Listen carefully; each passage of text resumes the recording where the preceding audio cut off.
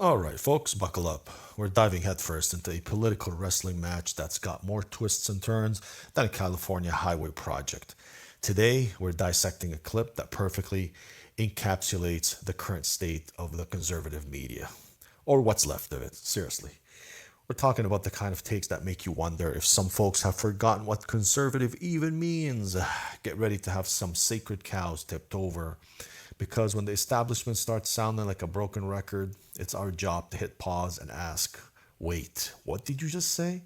Let's roll the tape and see what fresh nonsense we're dealing with today. But this clip just really kind of says it all. So this is from Fox News, which was at one point, I guess, a broadly conservative, back when that term had meaning, cable network. Familiar with it, of course. A lot of great people there. But it has become, in the last year, sort of a nonstop cheerleader for the most nihilistic kind of military action. Military action that has no assured positive outcome. Really, the point of it is just to kill people, apparently. Like, what is the point? No one ever explains that, but you're a weakling and unpatriotic and probably a secret Muslim if you're not for it. I mean, it is nihilism. You can't tell me why this is a good idea. You can only attack me for not getting on board with it. Okay. That's very dark. What? Nihilistic military action. Seriously, attack me for not getting on board. This is just dark. It really is dark. It's a glaring spotlight on the intellectual bankruptcy plaguing parts of our political discourse. For years, we were told that a true conservative stood for fiscal responsibility, limited government, and non-interventionist foreign policy, unless absolutely necessary for American interests, not some vague, endless global crusade with no clear objective. Now, it seems the definition has morphed into some cheerlead for whatever war machine is spinning this week, or whatever pariah, you're a pariah, blah, blah, blah.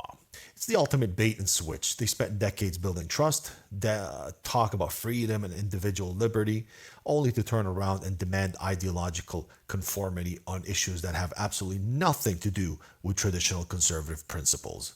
Seriously, this isn't patriotism. Oh boy, anything less is just a racket. It's an insult to anyone who actually believes in conservative values.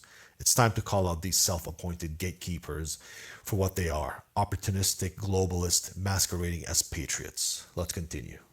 You never want to find yourself advocating for things like that, but they are. And because they are, and because it's the most important thing to the network for reasons that are not clear, all of a sudden, every other issue is subsumed into that. It's not important at all. So you find yourself in a place where you have long time conservative, not just cable news hosts, but figures like very famous people, recognizable people, and doing this for 30 years, but in your bedroom for 30 years, telling you that what matters are the conservative values. And those would be, roughly in order, small government, lower taxes, entrepreneurship, family values, pro-life, no castrating kids. All of a sudden you have people like that making common cause. In fact, not just common cause, but celebrating figures on the other side with whom they agree on nothing except the need for the United States to keep funding irrational, counterproductive, genocidal behavior in a foreign country, because that's all that matters. So you wind up with a tableau like the one we're about to show you, where you've got Sean Hannity commiserating with John Fetterman, who's very liberal on everything except Israel, and who knows even what liberal means now. But he's on the other side of every other issue except Israel, which for reasons either of cognitive impairment or campaign donations, he's decided is the only issue that matters. And they're looking right into the camera and telling you, yeah, any criticism of Israel is just Jew hate. And it means you're a bad American. This is the kind of clip that will be preserved in the Museum of National Decline at some point. Like, how did this great country dissolve?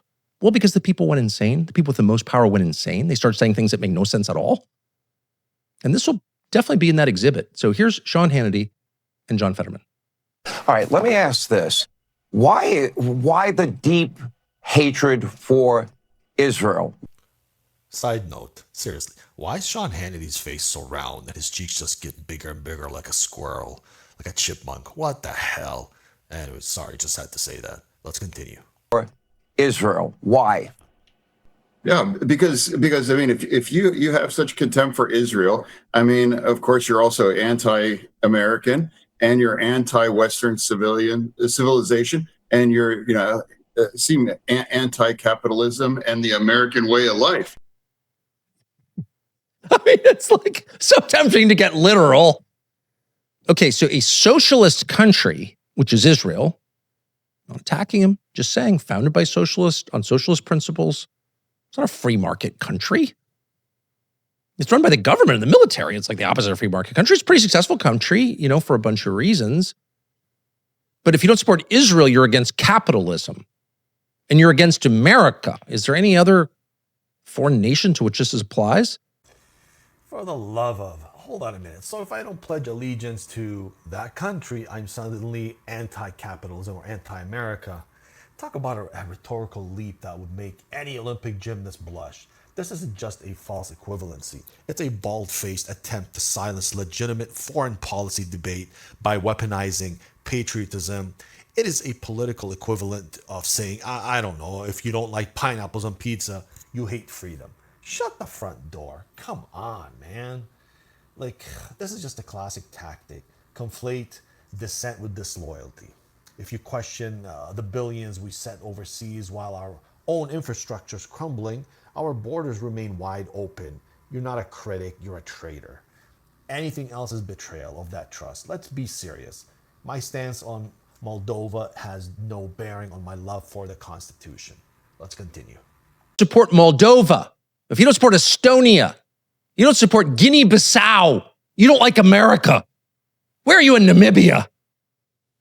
Countries like equal in relative significance globally. Like they're not really players. Israel's not really a player, except to the extent that we imbue it with value because our politicians have been lobbied by them. But like inherently, why do we care about Israel or Guinea-Bissau? We don't. But do you ever hear politicians say, where are you on Guinea-Bissau? Where are you on French Guyana?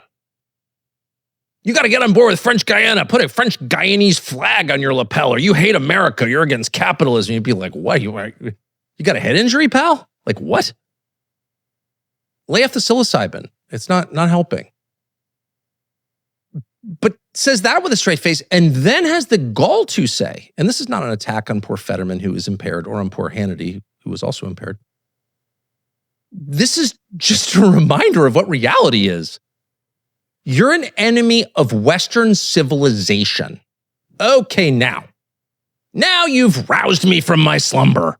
I'm an enemy of Western civilization. So you're begging the question then, what is Western civilization? Well, it's a lot of things that emanate from Rome, Israel's ancient enemy. But let's just put it succinctly. At the core of this thing we call Western civilization, upon which our society is based, is the idea of justice. What is justice in the West, in this thing called Western civilization? Justice is the notion that we punish the guilty and we spare the innocent. And it is not simply an accident for which we're sort of sorry. It is a grave offense against the idea of justice itself to ever punish the innocent. And that's why we go through an elaborate process called the justice system to prevent doing that. We don't have a justice system to make it easier to convict people. We have a justice system to make it harder. So terrified are we at the prospect of hurting the innocent. That is the core idea of Western civilization. Where does that idea come from? That idea comes from a Christian understanding of the human soul. The human soul, your soul, is co-equal with every other human soul because God created every human being. People in Western civilization don't think they are uniquely chosen by God and therefore exempt from universal rules. They don't believe that. They believe just the opposite. They believe that people in, yes, Guinea-Bissau, well, maybe not welcome here to partake in our welfare state, but are nevertheless equal to us on the most basic moral level because they are human beings. And that's why we have a thing called human rights. So that idea is the basis of Western civilization. And because it is, Western civilization is precluded from doing the thing that all tyrannies do, that uncivilized nations do, which is punish on the basis of bloodline. There is no blood guilt in Western civilization. There cannot be because it's a direct contradiction of the West's understanding of the human soul. You are different from your father and your mother and your ancestors going back however many thousand years because you are you. You are a distinct soul created by God, and you cannot be killed because you are related to people the murderer doesn't like. That is the most repugnant thing in this collective we call Western civilization. And that is the very thing that Israel embraces. So you can say whatever you want about Israel, and I've said honestly many times, great country in a lot of ways. Charming, smart people, lots of great things. But the Israeli government has abandoned the central tenet of Western civilization, which is justice on an individual basis, and instead adopted an older and darker, and I would say evil standard of blood guilt. Boom, right there. And that's the mic drop moment. That's what I'm talking about. Tucker just articulated what many of us instinctively feel but struggle to put into words. If Western civilization at its core is about individual justice, punishing the guilty or sparing the innocent, and rejecting blood guilt, then any policy that deviates from that is fundamentally un-Western. It's not complicated. It's foundational. This isn't just about hating a country or its people. It's about holding all nations, especially those we align with and fund, to a consistent moral standard.